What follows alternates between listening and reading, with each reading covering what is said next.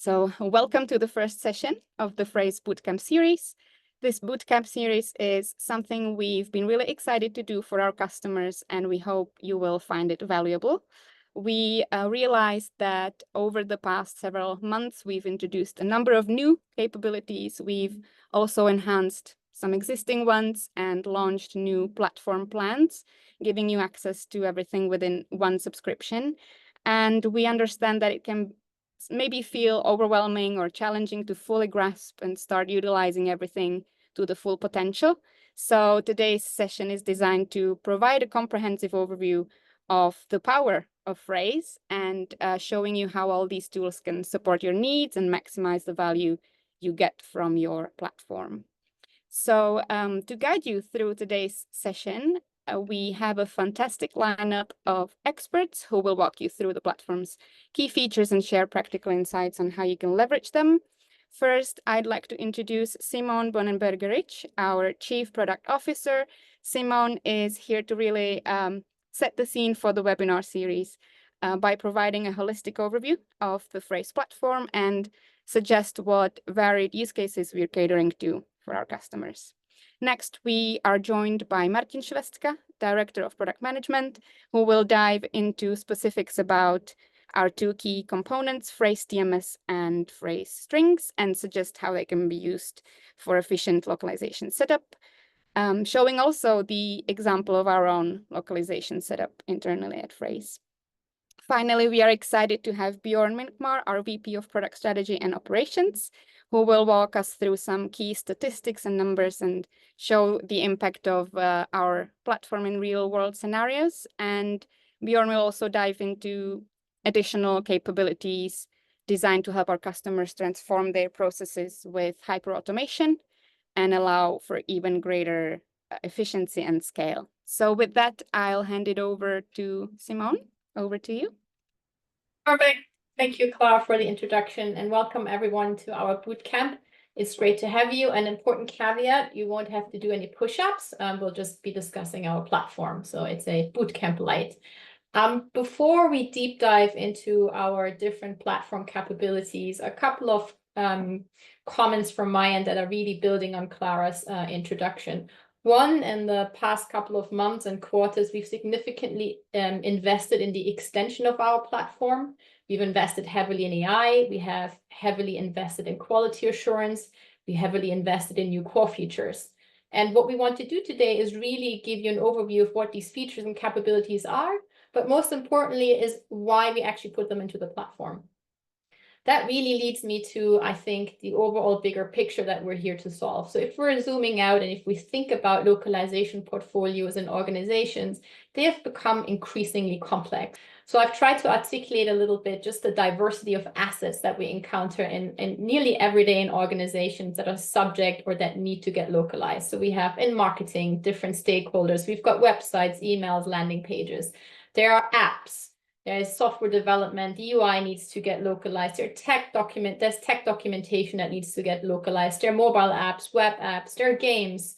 There's the legal department with contracts, terms, and conditions. I'm not going to rattle down this list here, but really the number of business units that require localization support has really, I think, mushroomed over the last couple of years. The number of assets that need to get localized has also proliferated.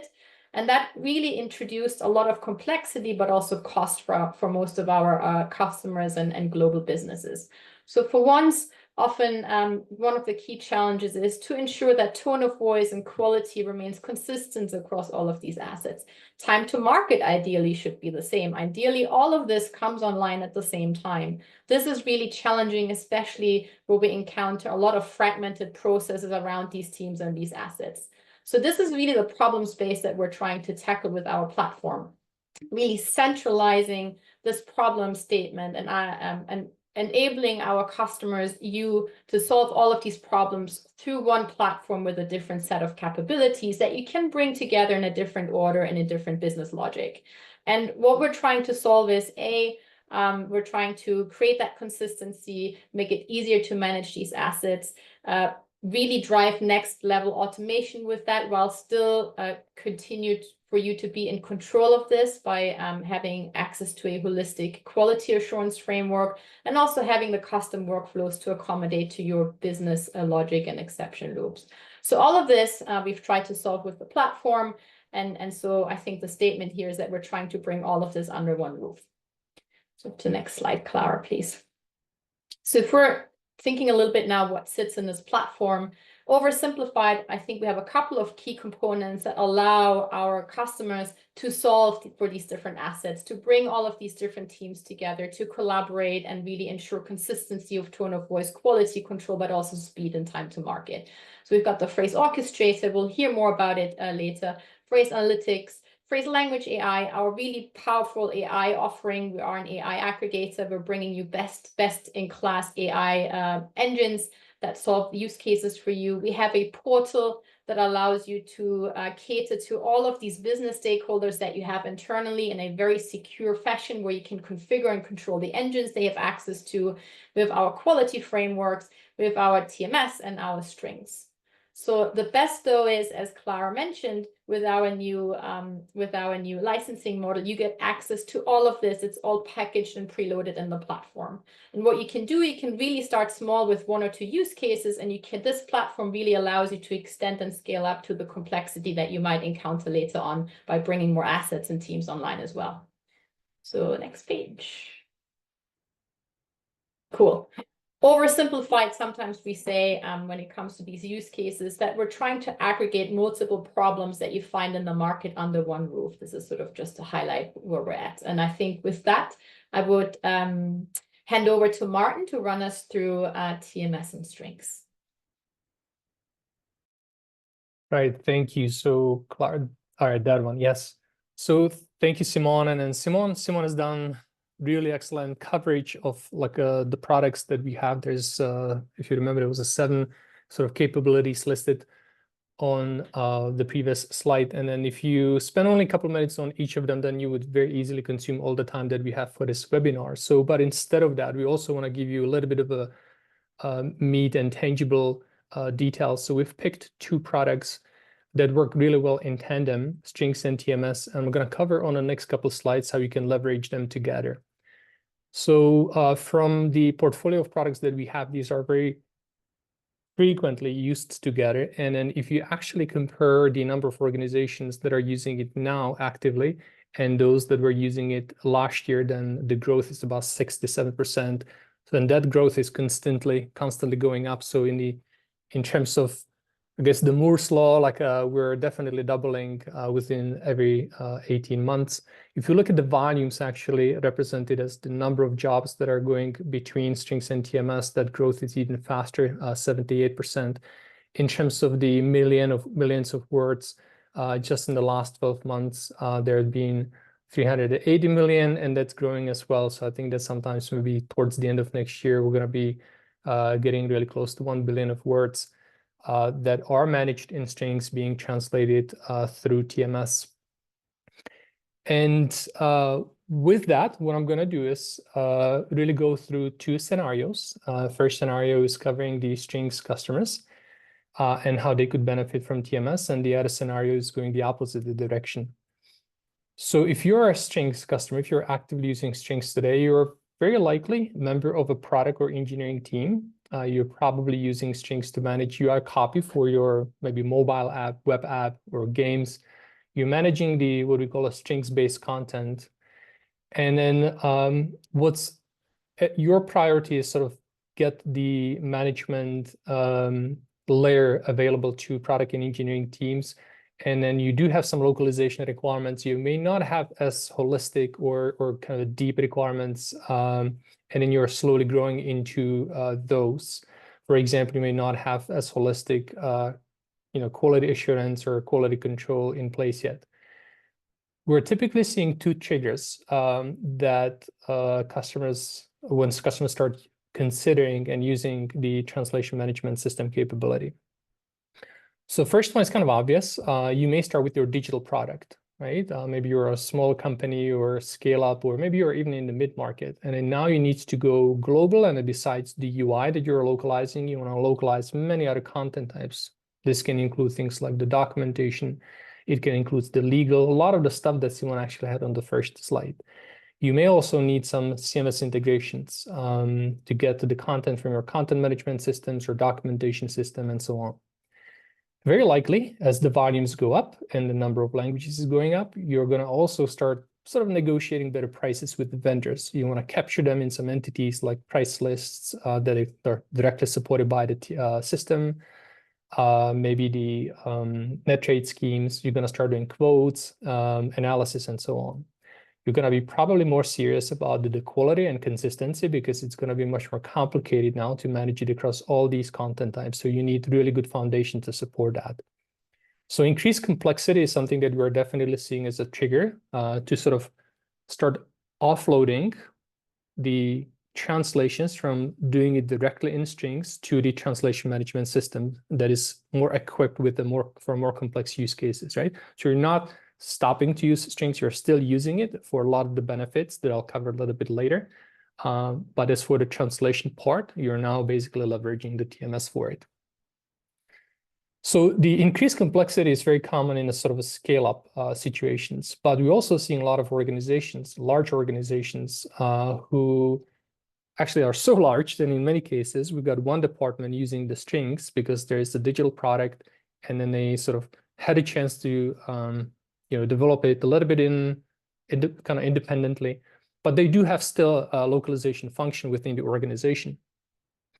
And then now it's about a time to maybe go global with the product, and then you want to connect to that localization function, and then they're using TMS, and then you want to make sure that you leverage that expertise and all their processes, and then connection to the vendors, and so on and so forth. So that's very common use case as well. In fact, I'll cover a little bit of a case study in a couple of minutes, and you'll see that the phrase "us," we were in the same situation kind of before, a little bit different, but I'll show you.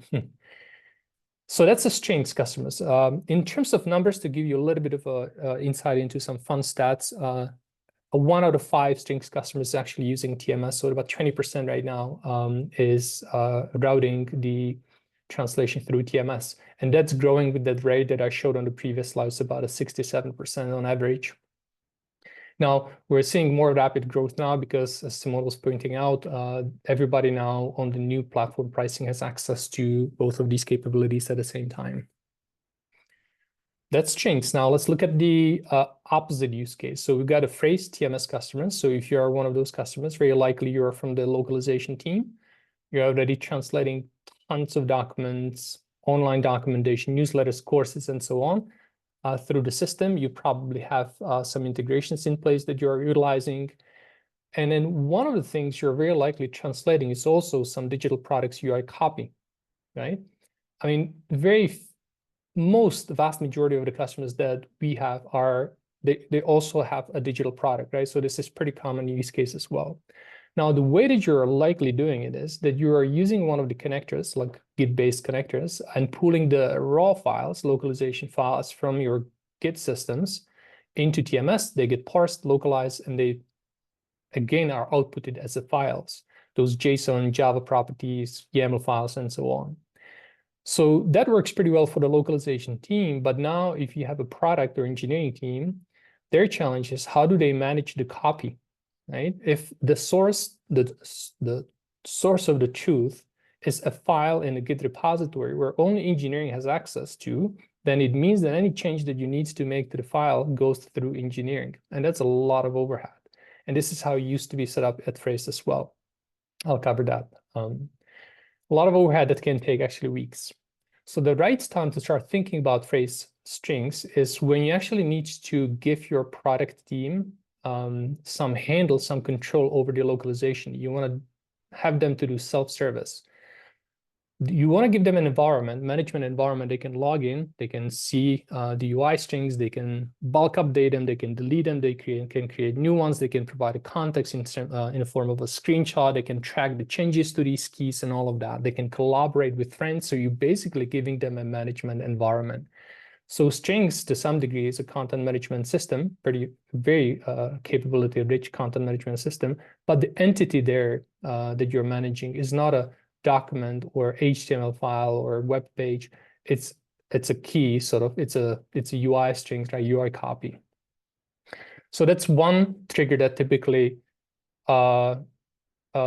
so gets the companies to start adopting the phrase strings. The other trigger is it's a little more kind of a tactical, is when you're really serious about the deployment times. So the time to market from a change that you need to introduce to your UI copy to making that available to the customers.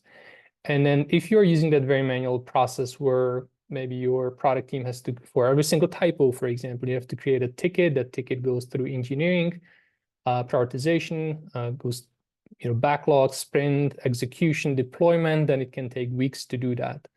And that's a waste of time, especially nowadays when everything is supposed to move very, very quickly. Not only though, you can improve the deployment time or the management time, right? From you making the edit in the system to being deployed, but also you can improve significantly the delivery time of that change. And there is functionalities and capabilities over the air that we have built in phrase strings. So you instantly can deploy these changes to your apps or websites. So major improvement. Now, in terms of interesting statistics, about 15% of TMS customers are using strings already. And again, that number is growing based on that rate that I gave you in the previous slide. All right, Clara, we can go next slide there. All right, so dark background, meaning case study. So 2 slides. One is showing where we were and where we are now. So as you probably know, we used to be 2 companies a couple of years ago, and then one of the companies, formerly Phrase app, was using their Phrase product basically to manage all of the localization, whether it was digital products to maybe web content. Likewise, MemSource used to use basically MemSource TMS for all of the localization across all the content types and use cases. It works, but not ideal. So this is how we are set up today. So the product managers and the designers and the copywriters on all of these roles, they have direct access to the strings. Strings is their home. That's basically where they go. They can easily search for any UI copy, update it, maintain consistency across of them, provide additional context, and all of that good stuff. Once updated, it gets pushed back to the Git repository through connector. Pretty much could be done instantly. And then that's the handoff to the engineering. And the engineering, now it's part of the source code, so it gets deployed. The localization team has its own home as well, and that's the TMS. Now they work in single environment as opposed to 2. And then in the TMS, everything gets aggregated. Not only the content from strings in form of a job of keys, but also from other sources, like we maintain documentation in Zendesk Guide, we maintain our marketing web in WordPress and all of that, and more. This is not all of it, and more. It gets into TMS. And then the localization team, either it's fully automated or it can sort of process it, sort through it, and then hand it off to the vendor through shared projects for localization. When that's done, it goes back to TMS. I didn't say in TMS what we use is the automated project creation. So everything gets created in TMS automatically. It's fully automated. And then as soon as you close such a project, it gets pushed back to these repositories, Zendesk, WordPress, strings as well. And from there, it gets deployed to the product's UIs. So this is the way, I would say that's pretty normal scenario that we're seeing other customers to use. Now, if I compare that to where we were before, which is the 2 silos, then these are the benefits that we gained from this setup. And then you would see very likely very similar benefits. For the localization team, the big winner is that they have one central location right now, right? As opposed to maintaining maybe access to same users in 2 systems, 2 sets of processes, 2 sets of assets, TMs and such. It's all one that you have now. So big efficiency gain. Same thing, vendor management and such. The efficiency gain, actually, it's something that is relatively measurable, and then it's the 40% that you see there. So that's what it was for us. So we decided to keep the cost sort of a flat, so the budget stayed the same, but we increased the volumes, the process workloads by about 40%. So that's more content or more velocity to the content, right? So that's the efficiency increase sort of that sort of this represents. For the localization team, it's also simpler to maintain the consistency across all of the content, right? The UI versus maybe the document type of content. And that's because you are centralizing the assets like TMs, TBs, glossaries maybe for MT, and many more. Same thing for quality assurance. You have now same set of quality checks or LQA that you can run on top of it, right? So really, really important for consistency. Of course, the leverage goes up as well because you are centralizing these assets. So, if you're local, no matter if you're localizing this type or that type, they all get stored in the same translation memories, for example, and so on. The benefits for the product and engineering teams are very clear as well. The big win was time to market. So the ticketing sort of a manual workflow that I've mentioned that we have to go through engineering every single time, that's what we had. And it took on average 4 weeks to process such a UI change. Now that got cut 2 days. So that's the 80% that you see on the screen, reduction in time to market. Another big win for the product team is that it's a self-sufficient, so it doesn't have to always go through and sort of really bucket the engineering with very low value tasks. And engineers, they get to focus on really where they add most value.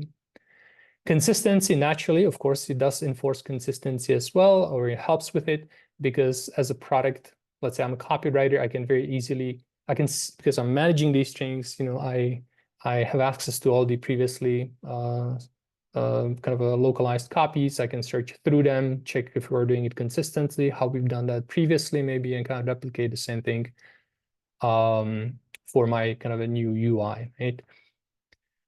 And with that, I concluded my set of slides. So hopefully this deep dive gave you an example of how products can be leveraged together. And then I'll pass that to my colleague, Bjorn.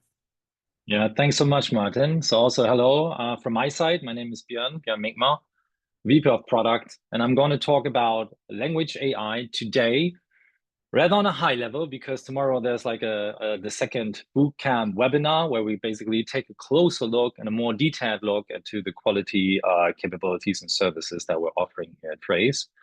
But today is about like the big picture of language AI and how it works in combination with our automation capabilities, basically all of this leading to a world of hyper automation. But let's focus on language AI first. So as you may know, that innovation is at the heart of everything that we do here at Trace. Yeah? And machine translation has been a topic that we've been researching and developing for many, many years. And all of the capabilities that we're currently offering, which is a rich portfolio of various different capabilities, is all captured in one single product that runs under the name of language AI.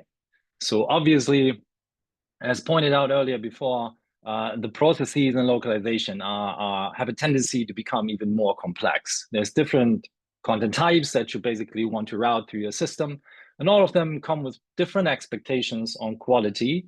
And obviously also when it comes to response times and how this data is being processed and finds its way through the system. All of this within obviously budget constraints. That's the nature of things. So that's like basically leading to the question how you can basically harness the power of AI, because it promises to make your life easier, move faster, and basically create quality translations at a fraction of the cost.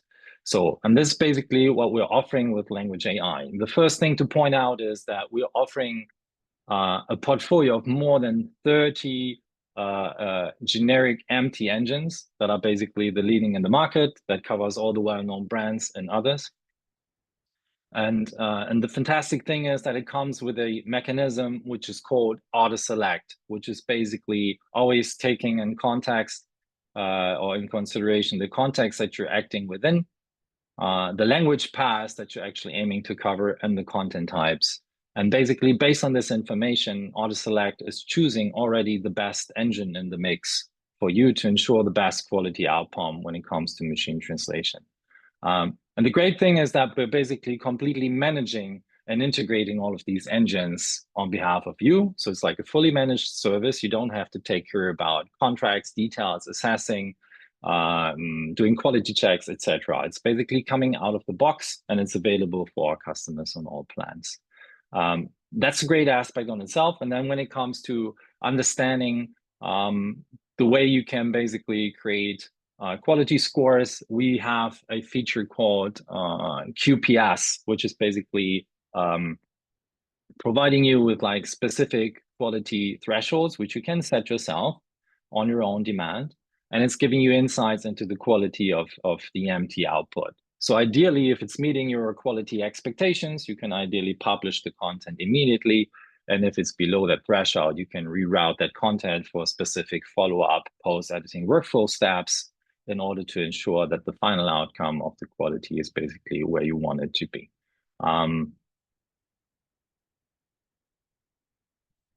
In order to ensure that basically what we offer to you is not only like the generic engines that are available on the market from external providers, but we also provide our own in-house developed capabilities that basically we call NextMT. That is our in-house engine, and it comes with superior quality because we're able of basically leveraging linguistic assets like the translation memory and also glossaries in order to run a feature called on-the-fly adaptation to ensure superior quality outputs. And if you want to go and take it a step further, even then you basically can also train models yourself. Yeah, we have a product called Custom AI that basically enables you to, which is completely nicely integrated into our language AI recovery. And it enables you basically to train a domain-specific custom model in order to even elevate translation quality even more. So that means you can import TMS translation memories, you can clean them with an AI-powered filters, and then based on that data and samples, you can actually then train our in-house NextMT custom models. All of this obviously also available via the platform itself, and then you can also grant access to all of these capabilities via API. So that means you as a customer are enabled to integrate the language AI capabilities into any kind of workflow, even besides the ones that we offer via the interface. And that basically is helping you to increase the accuracy by even up to 50%. And if you go to the next slide, Clara, you can see that we are basically, with the in-house capability of NextMT and other engines, we are able to increase translation quality through the translation memory adaptation by up to 55%. And we're also creating an uplift in accurate translations by 20%. We have the auto-select mechanism that our platform is offering. So then obviously the question at hand is like how to take advantage of all of this. And as I pointed out earlier already, when localization efforts are being scaled up, obviously the processes have a tendency to become more complex. Yeah. So customers and organizations are in need for capability to create their own custom workflows. And that's what we're offering with the phrase orchestrator. So the phrase orchestrator is a workflow engine that is basically enabling customers to create automated localization at scale with and basically creating workflows that are really tailored to their specific case-by-case needs. Yeah, it's like a visual interface, quite easy to use and manage. And it's basically helping you to create basically custom workflows at ease and at scale. That obviously, first of all, is eliminating costs and it's speeding up things, obviously, because the dependency to internal or external development teams is being eliminated. It puts the power of automation in the hands of the localization team. Yeah, and obviously, it's doing it much faster than working with a dev team because it's coming like with a lot of out-of-the-box capabilities that you can leverage immediately. That means like we have tons of predefined templates that you can basically give you a jump start into automation, which you can basically easily adapt and specify to your specific needs. So that enables you actually to create very impactful use cases and really have those custom workflows as you wish and design and want them to be. It's also designed obviously for collaboration, means you can share workflows, you can work with colleagues, and it's also nicely integrating into the communication across your organization. That means it can send out Slack notifications to colleagues in order to stay updated on the overall process. And it's obviously then working fast, yeah? So, and it's basically growing with you. So whenever you have the need to adopt or add new automation workflows, you can easily do that with the orchestrator. And if you combine, obviously, the capabilities of language AI with the power of the orchestrator, we did this basically with a clear intention, because we are aiming and heading for a world of hyperautomation. So Clara, if you go to the next slide. Yeah, so we are very eager basically to provide customers with the ability for hyper-automating their localization workflows. Yeah, we basically have all of this baked into one single platform, easy to access, easy to leverage, with smart defaults and out-of-the-box capabilities that you can customize to your specific needs. And it's basically covering a broad range of everything and all the fundamental aspects that need to be considered in hyper-automated localization workflows. First of all, it's all about evaluation. Yeah, you want to basically leverage AI to get an understanding of the quality of the machine translation output in order to understand if it's already meeting your demands, or it basically needs additional efforts and manipulation in order to process it. And then obviously the decision making, which is captured by a combination of QPS and orchestrator, for example. So if a specific threshold is being met, you can have business logic defined via the orchestrator to decide how that content should be routed through your system. If it's meeting the quality thresholds, it can be immediately published. If it's beyond this, you can basically push it and route it to post-editing workflow steps. And then obviously the transformation of content is where we see that like machine translations are basically outputting at a much higher speed and lower friction of costs. And we're basically eager to adopt that content to your own brand and organizational voice. And that's basically where the transformative capabilities of our engines and supportive technologies are helping you to achieve that. The bigger picture is, if we move to the next slide, basically, if you zoom out a bit, it's like a whole closed circle, yeah, where AI is helping you to generate content, much more content, much faster, and then basically you need tools and technology to actually create that at scale, super fast. This is where our capabilities come into play, and you can even customize it. As I pointed out before, you can basically make use of our custom AI technologies to customize the content and train models in order to achieve like the best possible quality outcome. Then you can optimize and basically decide if you want to take this like to the machine again or go via the human. And then we validate the output as like being produced via like QPS or auto RQA. And then that information and that input is basically being recycled, as for example, when you create the assets of your translation memory, and that basically finds its way back into the overall circle. So what this basically then all creates is impact at scale. And that covers a couple of additional steps. So the first thing to point out here is obviously it comes with the benefits of cost saving. Yeah, it's already cutting down on the need for human intervention, for human touch. So we're reducing this and making it much cheaper for you to create quality translations. And then an increase in quality with the AI generated, we basically are able to assess the content and make sure that like the technology is creating lesser mistakes. So it's also boosting the consistency with the glossary support and other capabilities, and making sure that basically the quality you're expecting is delivered by our platform. A boost in speed is obvious. The machines are like super fast, and it's basically reducing the turnaround times on the overall processes.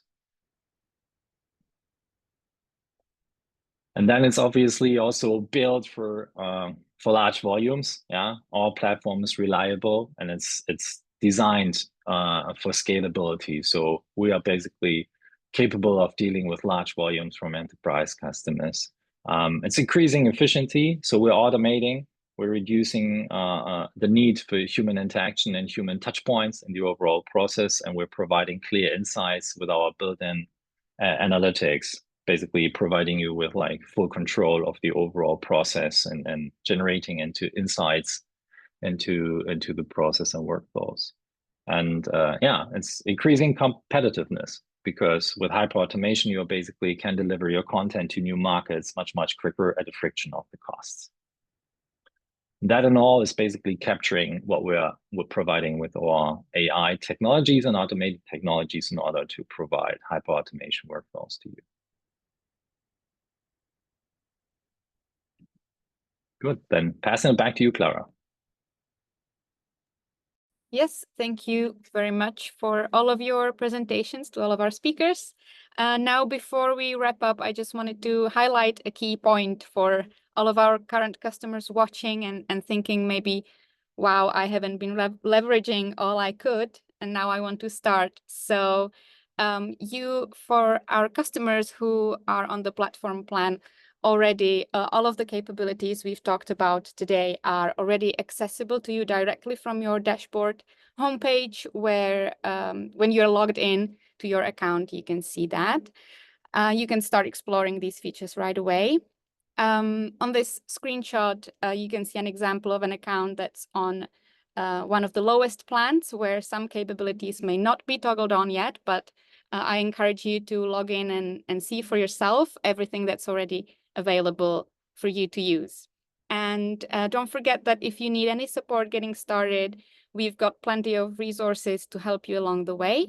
Those are also accessible directly from the account, as you can see on the screenshots at the bottom left. You can check out our Help Center articles, tutorial videos, use the chat widget, or connect with our technical support team if you run into any difficulties. So that's all already available for you to use. And with that said, we are here to help you make the most of Phrase, so please don't hesitate to reach out if you need guidance. So thanks again for being part of the Phrase Bootcamp, and we hope you found today's session valuable, and I'm looking forward to the next 2 sessions. Coming up tomorrow, we have a session focusing on our AI-driven technologies, as already mentioned. So if you are someone who sees exciting potential in AI, or maybe someone who remains a little cautious about the risks, this session is for you from both groups. And we will explore how these innovations can work together to provide full control, visibility, and confidence in managing content quality while minimizing the risks. And lastly, we will have a dedicated session about the Phrase portal on Thursday. Phrase portal is an easy-to-use, secure interface that enables teams across your organization to independently access high-quality machine translation, which is very exciting. So we invite you to join us for these 2 sessions as well. If you haven't registered for these while you were registering for today's session, you can still do that. I will send you the direct link in the chat. Just give me a second. There you go. You can sign up for the remaining 2 if you would like. And now I think we're ready to proceed to the Q&A. So if there is something you wish to ask our speakers, send it via Slido. Let me also paste the link again to the chat for you for easy access. I'll do that right away. There you go. And I think we can go into Slido. So firstly, let's see the beautiful cloud of countries that you are all joining us from today. I think I might be the only one joining from Prague, Czech Republic. I see someone is joining from Phrase. That's beautiful. Netherlands, United States, Canada, UK. We are happy to have you all. Okay, let's go into the Q&A. Can I see that? Yes, I can see that. So let's start with the first one. Right now, translators are still working with a mix of translation memories and machine translation. Can we imagine a future, not too distant, where translation memories will become obsolete and the translators will be able to fully rely on custom AI models that will continuously learn from them and replace translation memories. So vision question right there. Who wants to take this one? Clara, I actually, can take it. go ahead, Simone. And then Martin, you can either back me up or you can contradict me. I think this is a really interesting question. I think the role of translation memories will change, but they will not go away. And this is based on two fundamentals. We're moving into a world of where we use increased machine learning models for pretty anything we do. LLMs are looming large, but in this world of machine learning and AI, I think one of the biggest value drivers we see in the future is the customization or personalization of content. So content that reflects the tone of voice of your organization, content that is maybe targeted to a specific audience. To do that requires really powerful data repositories that contain that content and examples. So data repositories like machine translation memories will become even more important going forward for specific use cases. I think oversimplified, you can think about it as if you have data and AI models, data will always remain the key variable and driver whether a model succeeds or not. Now, going away from the abstract into the pragmatic, if it's a use case where you don't need that personalization, I think you can decrease the leverage of your translation memories and you can use them differently. I think Martin here wrote a really powerful blog post a while ago questioning how we're using fuzzy matches and that this industry is currently a little bit hooked up on a 70% threshold, which may not be very helpful in driving optimal outcomes. So I'll leave that part to you, Martin. But in general, translation memories and data repositories will not go away. They will become actually more important going forward, but it depends for what use case. So if you're after personalization of content, brand, tone of voice, etc., you will need in-house repositories that contain data and examples that you will have to, that need to be very clean and up to date, a service that we also offer. Over to you, Martin. I mean, it was comprehensive answer. So the only thing I'm going to add is that there's actually a webinar, Clara, correct me, next week, right? That is actually concerned about this very issue. Where do you draw the line between how you leverage, what's the best way to sort of mix MT and TM together to leverage them to the highest combined potential? And then we actually ran through lots of data recently, and then we'll be sharing some of the data and insights that you can draw from the data next week. So join us. Beautiful segue, Martin. I will pass the link to that as well to the chat for anyone who's interested to sign up, and see you there next week. All right, moving on. From a strategic perspective, what advice do you have for companies just beginning their journey towards automated and integrated solutions? Are there any common roadblocks that organizations come across?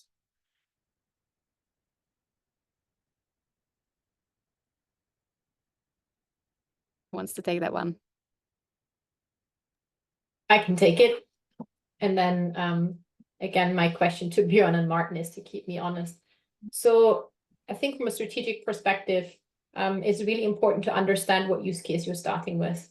So one way to start this journey is not to, I think there are two ways how you can scale up your localization and automation offering. You can take every asset under the sky that you have in your organization already and try to accommodate that on a platform and run with complex workflows. That requires, you need alignment of a lot of stakeholders that may not sit in your team, that may require access to developers, it may require access to data. Where I would start is a very discrete use case or content type that you have and scale from there. This is sort of my, I think that's one of the key advices I have for anything AI related. Start with a specific use case that also shows you how you drive ROI. Yeah, and maybe in addition, typically the terms that we're using are high stake and low stake assets. So there might be content which is like super mission critical, and definitely you want to have humans in the loop to ensure the highest quality possible. Yet there might be other low stake assets, and I think probably the best way to make yourself familiar with like automated or even fully automated workflows is basically starting with low stake assets. And then, yeah, checking in on the quality. And I think that the key roadblock that many customers and companies have been facing in the past is actually the aspect of scalability when it comes to the quality assessment. Yeah, and I think that's what we're aiming to overcome with the capabilities like QPS or quality performance score, or even auto IQA, which is giving you a granular breakdown of specific linguistic error types. Okay, thank you, Martin. Anything to add, or we can move on? Okay, moving on. Right. How can companies best use AI in their workflows and still ensure they maintain both their brand voice and culture nuance?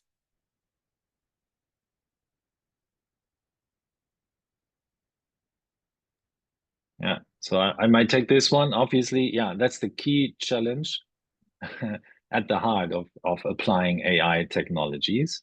Yeah, in the current state of product offering, we basically provide the capabilities as pointed out. If you're using Phrase Next MT as our in-house engine, then we provide this on-the-fly adaptation where we're leveraging translation memories, where we're leveraging glossaries, and we're basically, yeah, providing proprietary in-house technologies in order to ensure that the quality is coming closer or closest to your brand voice and cultural nuances. Yeah, that's maybe not always given the fact that obviously that's why we're aiming to provide additional post-editing capabilities in the near future that are basically able to detect these and then course correct.